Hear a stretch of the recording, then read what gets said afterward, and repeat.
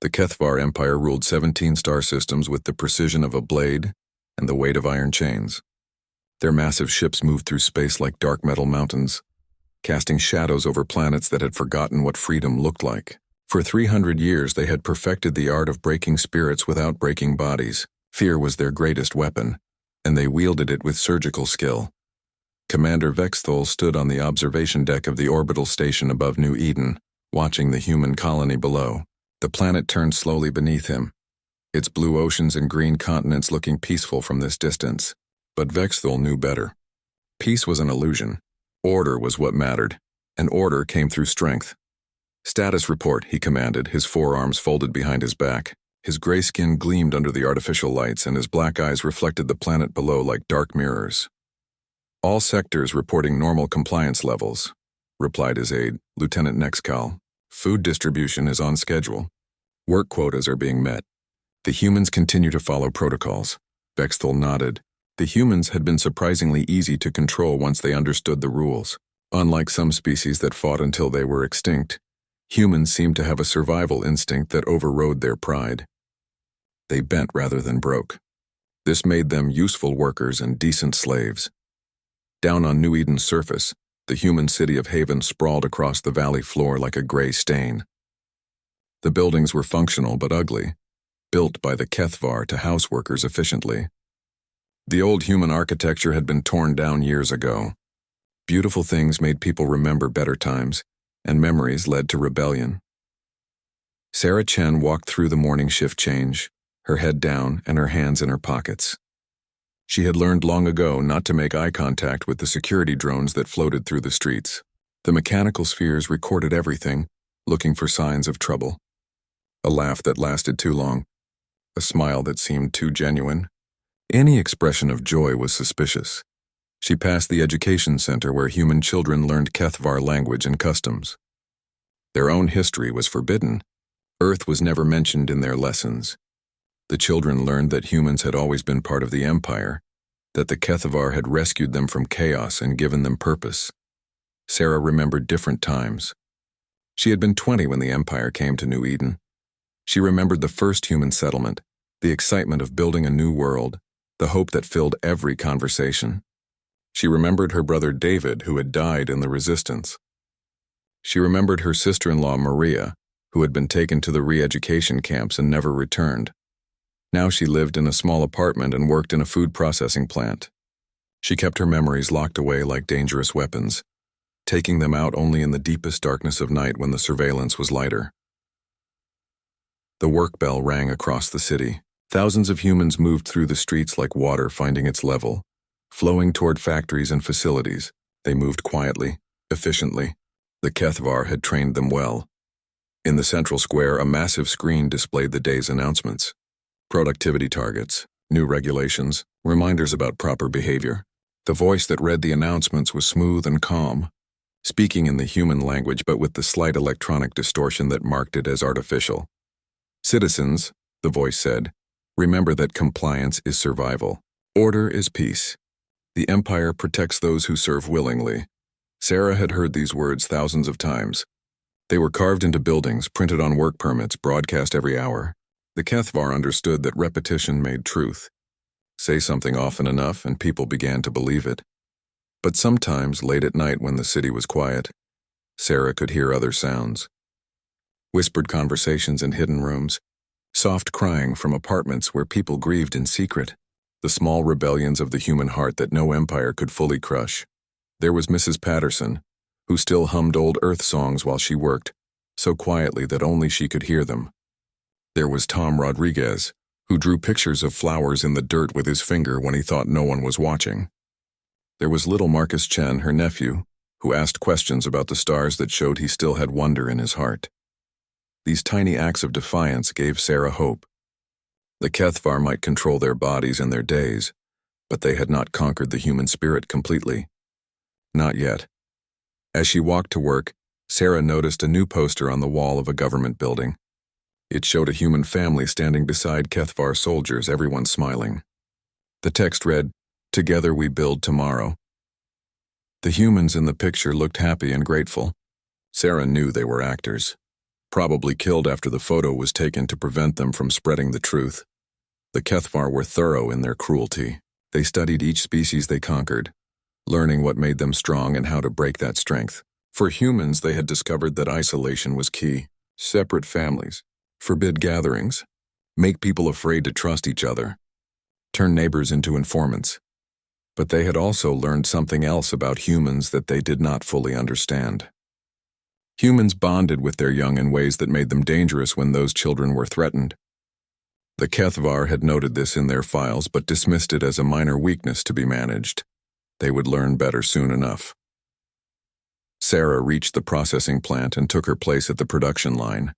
Around her, dozens of other humans worked in silence, sorting and packaging the food that would feed the colony. The work was mind-numbing, designed to keep people busy and tired. Above them, floating just below the ceiling, a security drone watched everything with its red sensor eye. It recorded their movements, analyzed their facial expressions, measured their productivity. Any deviation from normal patterns would be flagged for investigation. Sarah kept her face blank as she worked, but inside her mind, she was remembering. She was thinking about Earth, about freedom, about her brother's voice when he used to sing rebel songs. She was holding on to the parts of herself that the Empire could not touch.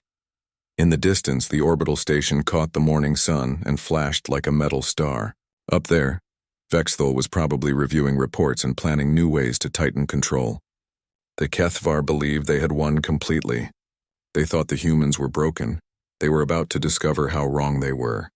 The day passed like every other day. Work ended. People went home. The city grew quiet. But in the darkness between the buildings, in the spaces the drones could not see, the human spirit continued to flicker like a candle flame that refused to die. Change was coming to New Eden. It would start small, with a child and a music box and a song from a distant world, but it would grow into something the Kethvar Empire had never faced before. A people who remembered what they had lost and decided that some things were worth dying to reclaim. Marcus Chen was 8 years old and still believed in magic. This made him dangerous to the Kethvar Empire, though they did not know it yet.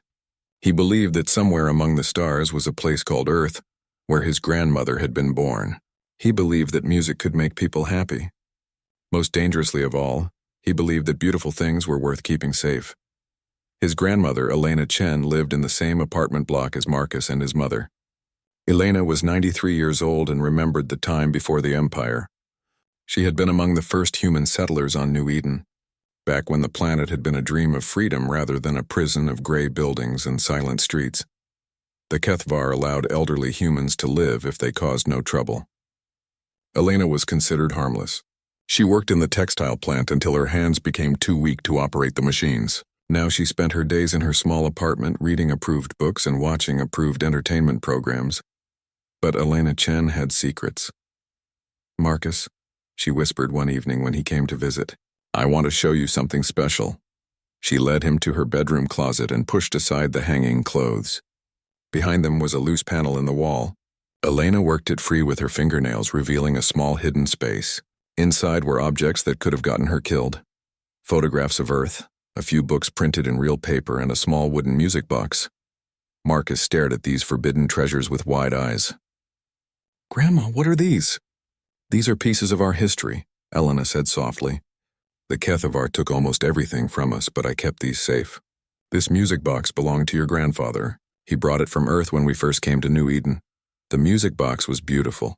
It was carved from dark wood and decorated with tiny flowers painted in gold. On top was a small figure of a woman in a flowing dress. Marcus had never seen anything so lovely in his short life. "Does it work?" he asked. Elena smiled and turned a small key on the bottom. The box opened and the woman began to turn in slow circles. At the same time, a melody filled the air. It was unlike anything Marcus had ever heard. The music was sad and beautiful at the same time, full of longing and hope. "What song is that?" Marcus whispered. "It's called Amazing Grace," Elena said, tears running down her wrinkled cheeks. "Your grandfather used to say it was the most beautiful song ever written. It's about finding hope when everything seems lost." Marcus listened to the entire melody twice before Elena closed the box. The silence that followed seemed louder than the music had been. "Why do you keep it hidden?" he asked. Elena's expression grew serious. Because the Kethvar don't want us to remember who we used to be. They're afraid that if we remember our culture and our music, we might remember how to be free. But it's just a song. No, my dear boy, it's much more than that. Music is memory. It's hope. It's proof that we were more than just workers and slaves. We were people who could create beautiful things. Marcus thought about this for several days.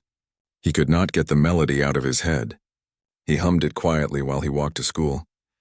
He tapped out the rhythm with his fingers during lessons. The song had gotten inside him and would not let go. At school, Marcus learned about the Empire's great achievements, how they had brought order to chaos, how they protected the galaxy from war and suffering, how lucky the humans were to be part of such a glorious civilization. But when he closed his eyes and heard his grandmother's music box, Marcus wondered if the teachers were lying. During lunch period, he sat with his friend Amy Rodriguez. She was 9 years old and lived 2 blocks away from him. They had been friends since they were small children, back when friendship was easier and less dangerous. "Amy," Marcus whispered, looking around to make sure no one was listening. "Do you ever wonder what Earth was like?" Amy's eyes went wide. Talking about Earth was forbidden. "Marcus, you shouldn't ask things like that, but don't you wonder? I mean, we came from somewhere before we came here. Don't you want to know what it was like?" Amy bit her lip. She did wonder, but wondering was dangerous. "Maybe," she admitted, "but it doesn't matter now. This is our home." Marcus wanted to tell her about the music box, but something held him back. Not fear for himself, but fear for his grandmother. If the Kethvar found out about her hidden treasures, they would take her away. He could not let that happen. That evening, Marcus visited Elena again. She seemed weaker than usual, moving slowly and breathing hard. "Grandma, are you okay?" "I'm old, Marcus, very old. And I'm tired of carrying secrets." She sat down heavily in her chair. "I won't be here much longer." "Don't say that. It's true, and we both know it. But before I go, I want you to promise me something." "What?" Elena reached into her pocket and pulled out the music box. "I want you to have this. But more than that, I want you to promise that you'll remember what it means. Promise me that you won't let them make you forget who you really are." Marcus took the music box with shaking hands. It felt heavier than something so small should feel. "I promise, Grandma. Good boy." "And Marcus? Don't be afraid to share it with your friends. Music is meant to be shared. That's how it spreads, how it survives." 2 weeks later, Elena Chen died in her sleep. The official cause was heart failure, which was common among elderly humans. Marcus and his mother attended the brief ceremony where her body was processed for recycling. No words were spoken about her life or what she had meant to the people who loved her. The Kethvar did not believe in honoring the dead, but Marcus carried the music box with him everywhere, hidden in his school bag. Sometimes he would take it out when he was alone and wind it up just to hear the melody. Each time he played it, he felt connected to something larger than himself, something the Kethvar could not control. One day during recess, Marcus noticed that Amy looked sad. She sat by herself under a tree, staring at the ground. He walked over and sat beside her. "What's wrong?" he asked. "My dad got in trouble at work," Amy said. He smiled too much during his shift. "They think he might be planning something." Marcus felt angry. How could smiling be wrong? How could anyone be punished for being happy? Without thinking, he reached into his bag and pulled out the music box. "I want to show you something," he said. Amy looked around nervously. "Marcus, what are you doing?" "Trust me." He wound up the music box and opened it. The melody of Amazing Grace filled the air between them. Amy's eyes went wide, then filled with tears. She had never heard anything so beautiful. Other children playing nearby stopped what they were doing and moved closer. Soon there was a small circle of 8-year-olds sitting around Marcus and his music box, listening to a song from another world. "What is it?" whispered Tommy Kim. "It's called Amazing Grace," Marcus said. "My grandmother said it's about hope." The children listened to the entire song in silence. When it ended, they sat quietly for a moment as if afraid to break the spell. "It's beautiful," Amy said. "Where did you get it?" asked Sarah Williams. Marcus told them about his grandmother, about Earth, about the time before the Empire when humans made their own music and told their own stories. The children listened with wonder and hunger, as if they had been starving without knowing it and were finally being offered food. They were so absorbed in the music and the story that none of them noticed the security drone hovering silently in the tree above them. recording everything with its red sensor eye. By evening, the recording had been analyzed and filed. By midnight, it had reached Administrator Vexthel's desk on the orbital station. By dawn, the administrator had made his decision. Cultural contraband was a serious crime. Possession of forbidden historical artifacts was punishable by death. The law made no exceptions for age. As Marcus Chen walked to school the next morning, humming Amazing Grace under his breath, he had no idea that his world was about to end. He had no idea that his act of sharing something beautiful with his friends would spark a fire that would burn across 17 star systems. He was just a little boy with a music box, holding on to hope in a hopeless world. Sometimes that is all it takes to change everything. The alarm chimed softly in Administrator Vexthel's quarters at 500 hours. He rose from his sleeping platform with mechanical precision, as he had every morning for the past 15 years. His routine never varied. Exercise, nutrition, briefings, inspections. Order was not just a philosophy for the Kethvar. It was a way of life. But this morning brought something unusual. Lieutenant Nexacal was waiting outside his door with a data pad and an expression of concern. Administrator, we have a situation requiring your immediate attention. Vexthel took the data pad and reviewed the surveillance footage from the previous day. He watched in silence as a small human child opened a music box and shared it with other children. He listened to the forbidden melody, noting how the young faces changed as they heard it. Wonder, joy, curiosity. These were dangerous emotions. How many children were exposed? Vexthel asked. 12 in the immediate group. But word has spread through the school.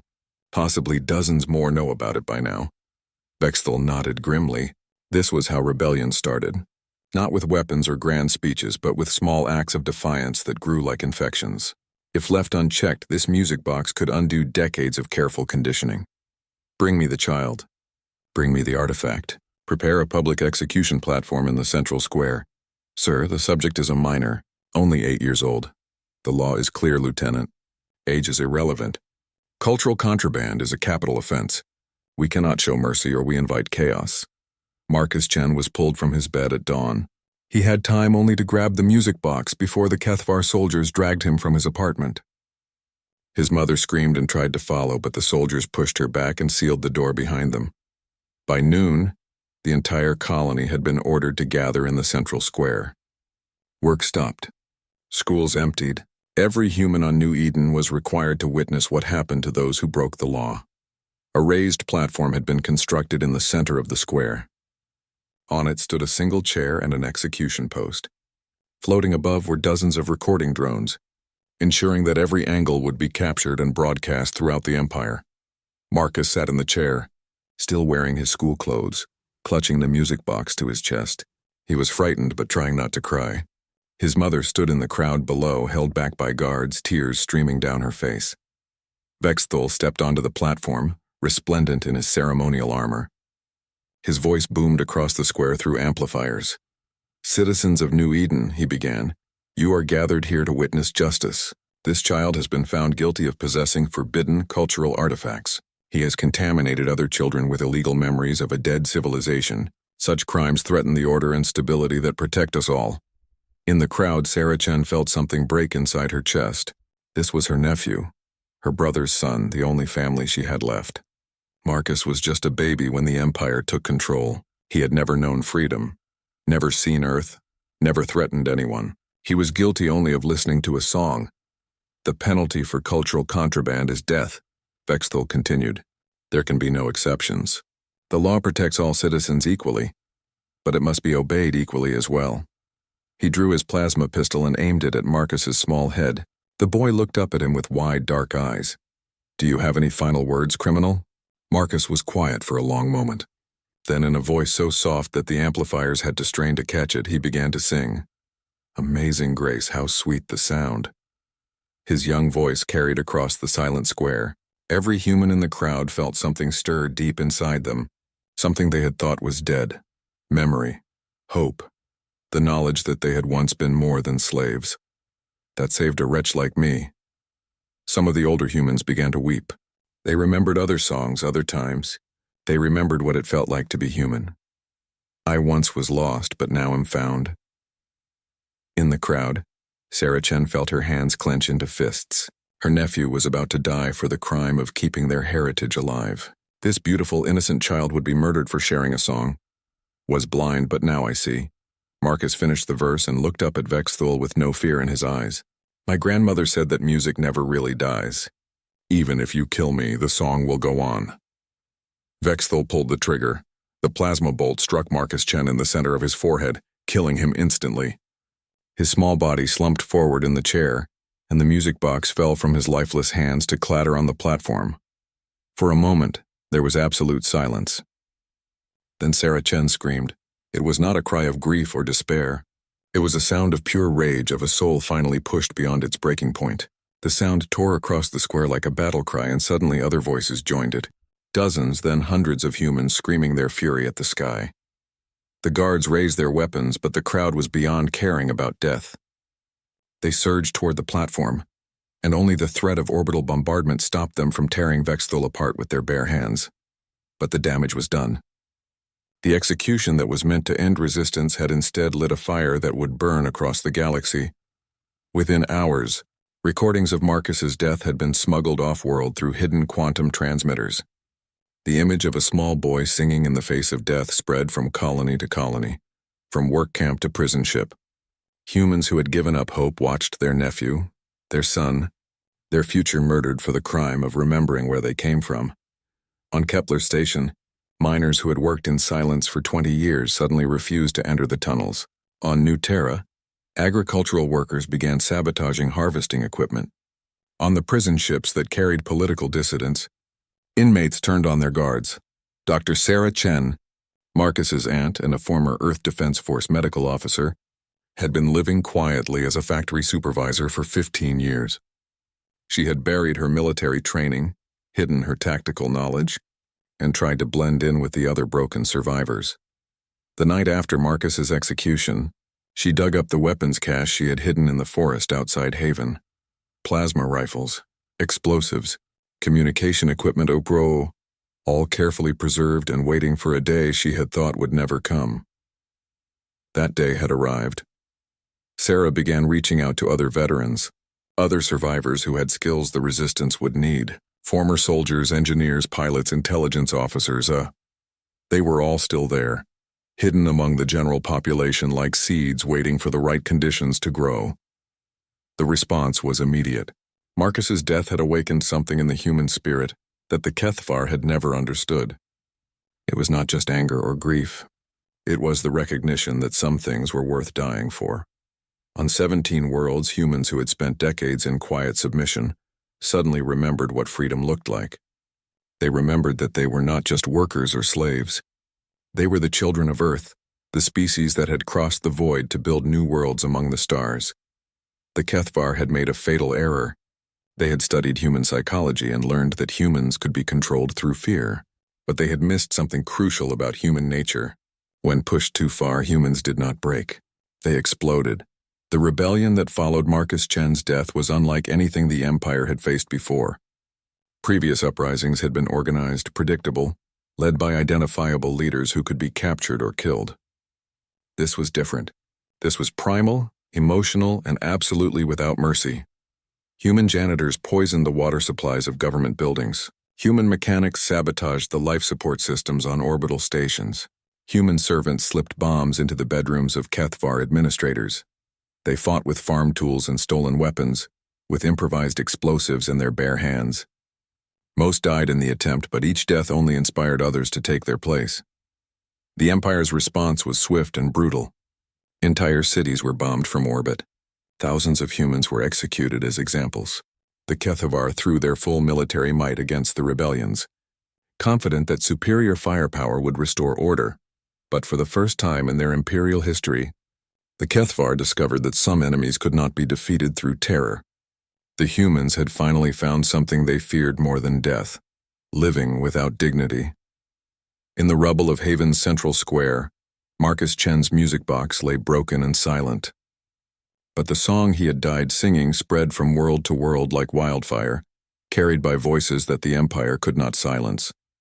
The reign of terror that had lasted 3 centuries was about to end. It would die the same way it had lived, in violence and blood. But this time the Kethvar would be the ones who learned what it meant to be afraid. Admiral Zekmor had commanded Kethvar battle fleets for 47 years. He had crushed rebellions on 36 worlds and earned a reputation as the Empire's most ruthless military leader. When species refused to submit, they called Zekmor. When colonies needed to be reminded of their place, they sent Zekmor. When order required examples made from the bones of the disobedient, Zekmor was the Empire's blade. He arrived at New Eden 3 weeks after Marcus Chen's execution, commanding a fleet of 12 dreadnoughts and 50 support vessels. His orders were simple: end the human rebellion by any means necessary. Zekmor studied the tactical reports during the journey from the capital world. What he read defied every principle of military science he had learned. The humans were fighting without central command. They had no unified strategy. Many of their attacks were suicide missions with no possibility of survival. By all logic, such a disorganized force should have collapsed within days. Instead, it was growing stronger. Explain this to me. Zekmor commanded his intelligence officer as his flagship entered orbit around New Eden. How does a species fight more effectively when it has no leadership? Lieutenant Colonel Hexavia consulted her datapad.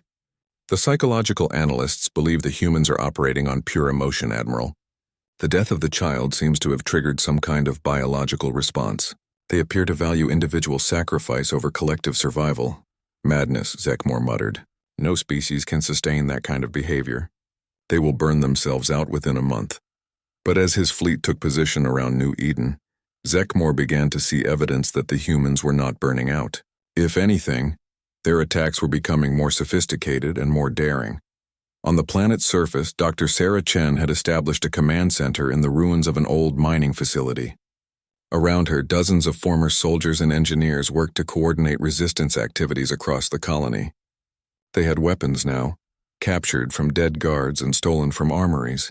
But more importantly, they had something the Kethvar had never faced before: a population that no longer feared death.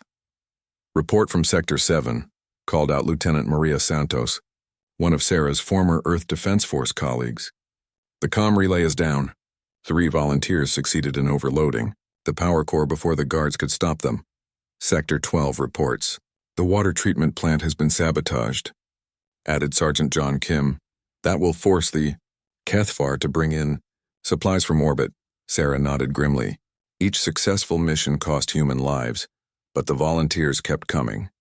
Teenagers who had grown up under Empire rule were asking to carry bombs into government buildings. Elderly men and women who had spent decades in quiet submission were volunteering for suicide attacks. The transformation was remarkable and terrible. In 3 weeks, the humans had gone from broken slaves to fearless warriors. But Sarah knew it would not be enough. The Empire had too many ships, too many soldiers, too much firepower. Eventually, they would simply kill everyone on the planet and start over with a new colony. We need to spread this to other worlds, she told her staff. If we're going to die here, we need to make sure the fire spreads first. Above them, Admiral Zekmor was reaching the same conclusion from the opposite perspective. The human rebellion on New Eden was contained but not broken.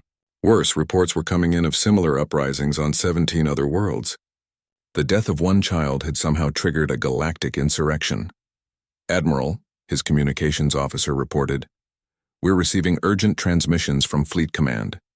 Human rebellions have started on Kepler Station, New Terra mining colonies in the Vega system, and prison ships throughout the Outer Rim. Zekmor felt something he had not experienced in decades: uncertainty. Show me the tactical summaries. The data was disturbing. On every world where humans lived, similar patterns were emerging. Work stoppages, sabotage, suicide attacks. The rebels had no apparent leadership and no unified strategy, but they were inflicting serious damage on Imperial infrastructure. Sir, Admiral Coxtel is requesting immediate reinforcement at the Centauri colonies. He reports that human agricultural workers have begun poisoning food supplies destined for Kethvar settlements. Admiral Nexquan reports that 3 prison ships have been lost to inmate uprisings in the past week. General, Vexmol requests permission to conduct orbital bombardment of New Terra's major cities. He says the human population there has become completely uncontrollable. Zekmor studied the reports in silence. The Empire was facing something unprecedented, a rebellion that seemed to strengthen with every attempt to suppress it. Traditional tactics were not just failing, they were making the situation worse. He thought about the child who had started this. Marcus Chen. The boy had sung a song and died for it. In any rational universe, that should have been the end of the story. Fear should have restored order. The population should have learned its lesson. Instead, the child's death had become a symbol that was spreading across the galaxy, faster than the Empire could respond. Every attempt to crush the rebellion only created more martyrs. Every execution only inspired more volunteers. Sir, his aide interrupted his thoughts. We're receiving a transmission from the surface. The human rebel leadership wants to speak with you. Zekmor's 4 eyes narrowed.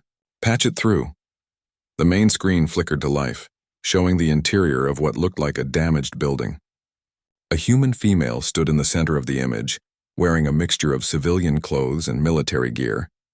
Her face was hard, but her eyes held something Zekmor had never seen in a slave's gaze. Absolute fearlessness. I am Dr. Sarah Chen, the woman said. I speak for the human resistance on New Eden. I am Admiral Zekmor. I command the fleet that will destroy you. Sarah smiled, and the expression was utterly without humor. No, Admiral. You command the fleet that we will destroy. You just don't know it yet. You have no ships, no orbital weapons. Your largest weapons are stolen rifles. What could you possibly do to threaten my fleet? We can do what we've been doing for 3 weeks. We can die fighting, and every time one of us dies, 10 more humans somewhere else pick up weapons. Every time you kill one of our children, 1,000 of your slaves remember what freedom looks like. Zekmor leaned forward. You speak of death as if it were a victory. This is madness. No, Admiral. This is humanity. You studied us for centuries, but you never understood the most important thing about our species. We don't fight because we think we can win. We fight because some things are worth dying for. The transmission ended, leaving Zekmor staring at a blank screen. Around him, his bridge crew waited for orders, but for the first time in his career, the Admiral was not sure what those orders should be. Traditional military doctrine said to apply overwhelming force until the enemy surrendered. But what did you do when the enemy welcomed death? How did you defeat an opponent who counted casualties as victories? Over the following days, Zekmor learned the answer. You didn't. His attempts to retake the planetary surface met with fierce resistance. Human fighters armed with nothing but stolen weapons charged his heavily armored troops without hesitation. They fought in the ruins of their cities with the fury of cornered animals. But animals that could think and plan and adapt. When his forces secured a building, the humans would detonate hidden explosives, killing themselves along with their captors. When his troops established checkpoints, human children would approach with concealed bombs strapped to their bodies. When his ships bombarded rebel positions, the survivors would crawl from the rubble and continue fighting with their bare hands. The casualty reports made no sense. His forces were winning every engagement, but the resistance was getting stronger. For every human killed, 2 more seemed to take their place. The planet's population was actually increasing as refugees from other worlds somehow made their way to New Eden to join the fight. Sir, his intelligence officer reported after 2 weeks of futile combat. We're detecting unauthorized ship movements throughout the system. Small civilian vessels are approaching the planet from multiple directions. Zekmor watched the sensor displays in growing alarm. Dozens of ships were converging on New Eden from across the galaxy. Cargo haulers, mining vessels, passenger liners, anything that could carry people was heading toward the war zone. Are they bringing reinforcements? No, sir. They're bringing more volunteers. Humans from across the Empire are abandoning their posts and traveling here to join the rebellion. It was the final proof that Zekmor's campaign had failed.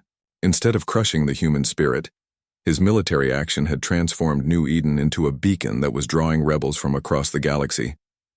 The planet was becoming a symbol of resistance that no amount of firepower could destroy. But the worst news was yet to come. Reports were arriving of similar rebellions spreading to other species. The Thraxians, the Zalari, the Orions, all of the Empire's subject races were beginning to question their masters. The human example was proving that the Kethvar could be resisted. For 300 years, the Empire had ruled through fear. Now that fear was breaking down, and Zekmor could see the entire Imperial structure beginning to crumble. Standing on his command deck, surrounded by the most powerful fleet ever assembled, Admiral Zekmor finally understood what Dr. Sarah Chen had tried to tell him. The humans had already won, not through military victory, but by proving that dignity. Why 2 years after Marcus Chen's death, the Kethvar Empire officially ceased to exist. The end came not with a great battle or a dramatic surrender, but with a simple message broadcast across all frequencies throughout the galaxy. The terror is over. We are free. Admiral Zekmor stood in the ruins of what had once been Haven's Central Square, the same place where a small boy had sung his last song. The execution platform was gone now, torn down by human hands and replaced with a simple memorial. Fresh flowers lay scattered around a small statue of Marcus Chen, carved from local stone by someone who had never known him, but understood what he represented. The admiral was no longer in command of anything. His fleet had deserted him 6 months ago when his own crew, aliens who had served the Empire faithfully for decades, chose to join the rebellion rather than continue fighting. The mutiny had been led by his own communications officer, Lieutenant Vekral, a Thraxian who said he could no longer serve a government that murdered children for singing songs. "I brought you something," said a voice behind him. Zekmor turned to see Dr. Sarah Chen approaching. She looked older than her years, worn down by 2 years of war and loss, but her eyes still held the same fearless fire he remembered from their first conversation. In her hands was a small wooden object. Marcus's music box, she continued, holding it out to him. "We found it in the wreckage. The local engineers managed to repair it." Zekmor stared at the innocent-looking device that had caused the downfall of an empire. "Why are you showing this to me?" "Because you need to understand. This is what you were really fighting against. Not weapons or armies or battle fleets. You were fighting against hope itself." Sarah wound the small key and opened the music box. The figure of a woman began to turn, and the melody of amazing grace filled the air between them. It was the same song Marcus had sung before his execution, but now it sounded different, not sad or defiant, but peaceful, victorious. "Your nephew's music box," Zekmor said quietly. "My nephew's gift to the galaxy," Sarah corrected. "He showed us that some things can't be conquered. Music, memory, the human spirit. He reminded us who we really are." Around them, the city of Haven was being rebuilt, but it looked nothing like the gray, functional structures the Kethvar had built. The new buildings were colorful and varied, designed by humans who remembered beauty and weren't afraid to create it. Children played in the streets, laughing and singing without fear. Market stalls sold art and books and music, however, all the things that had been forbidden for so long. "What will happen to my people?" Zekmor asked. "That depends on them," Sarah replied. "The ones who choose to live peacefully among us will be welcomed. The ones who try to rebuild the empire will be stopped. We won't become conquerors ourselves, but we'll never again allow anyone to enslave us." It was a generous offer, more generous than the Kethvar had ever shown to their subjects. Most of the Empire's former soldiers and administrators had already taken advantage of it, finding new lives in the free colonies that were springing up across the galaxy. "I don't understand your species," Zekmor admitted. "We studied you for centuries. We knew your weaknesses, your fears, your desires, but we never predicted this." "You made one crucial mistake," Sarah said, closing the music box. "You thought that because we wanted to survive, we were afraid to die. You never realized that there are worse things than death, living without dignity, accepting injustice, watching our children grow up as slaves." The former admiral was quiet for a long moment.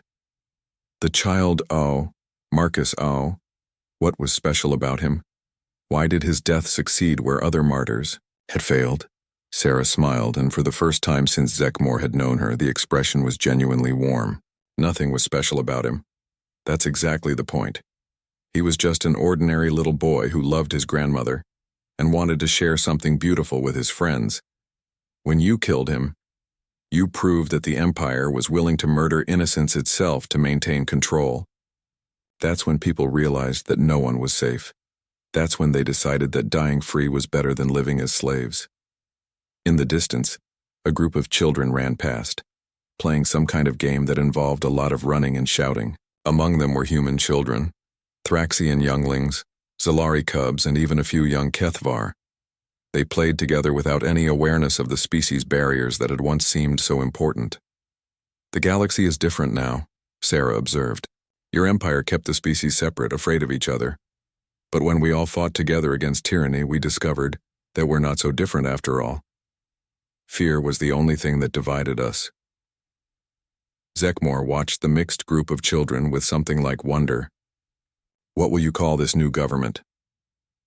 We're not building a government, we're building a community, the Galactic Coalition of Free Worlds.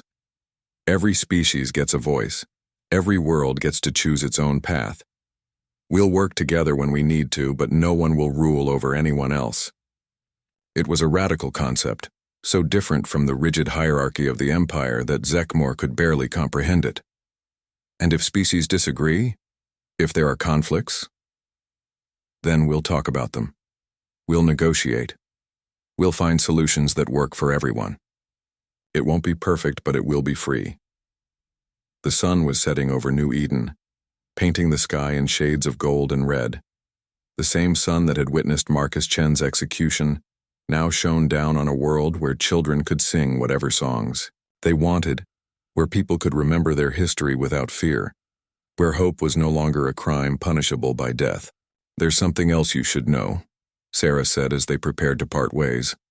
We found records in the Empire's archives, documents about your species' own history before you became conquerors. Zekmore's eyes sharpened. What do you mean? The Kethvar weren't always an empire. 5,000 years ago, you were explorers, scientists, artists. You had music of your own, poetry, stories about the stars. You chose to become what you were, which means you can choose to become something else. She handed him a data pad containing the historical records. Your people had a song once. It was called The Voyage of Stars. It was about leaving your home world to discover what wonders waited in the galaxy. Maybe it's time to remember what you were before you decided that fear was stronger than hope. Zekmore took the data pad with trembling hands. He had not thought about Kethvar culture or history in decades. The Empire had trained its soldiers to think only of duty and order. But now, looking at evidence of his people's forgotten heritage, he felt something stir inside him that he had not experienced since childhood. Curiosity. Why are you helping us? He asked. After everything we did to you? Sarah's expression grew serious again. Because Marcus taught us something important. Hate is a poison that destroys the one who carries it. We fought to be free, not to become oppressors ourselves. The galaxy has room for everyone, as long as everyone chooses to live in peace. As darkness fell over New Eden, former Admiral Zekmore walked through the rebuilt city, listening to the sounds of freedom. Music drifted from open windows. Children laughed in the streets. Couples from different species walked together, planning shared futures. Market vendors called out their wares in a dozen different languages. It was chaos compared to the ordered silence of the Empire. It was also the most beautiful thing Zekmore had ever experienced. At the memorial to Marcus Chen, he stopped and read the inscription carved into the base of the statue. He showed us that courage is not the absence of fear, but the decision that something else is more important than fear. Zekmore activated the data pad Sarah had given him and began to read about his own species' forgotten history. As he read, he found himself humming a melody he had not heard since he was a child. Ow, the opening notes of The Voyage of Stars. Above him, the night sky blazed with countless points of light. Each star represented worlds where beings were now free to dream their own dreams, sing their own songs, and build their own futures. The age of empire was over. The age of exploration was beginning again. Marcus Chen's music box sat in the Memorial Museum, playing its ancient Earth melody for visitors from across the galaxy. The song that had once been forbidden was now heard, on 1,000 worlds, translated into 100 languages but always carrying the same message. That hope is stronger than fear, that beauty is more powerful than terror, and that sometimes the smallest voice can change the course of history. The boy who had died for singing a song had become something greater than he could ever have imagined. He had become a symbol of the unbreakable human spirit, the proof that no tyranny can last forever, and the reminder that freedom is always worth the price we pay for it. In the end, Marcus Chen had won. not through violence or vengeance, but through the simple act of sharing something beautiful with his friends. He had shown the galaxy that love is stronger than hate, that hope is more powerful than despair, and that even the smallest light can drive away the darkness. The song would go on forever.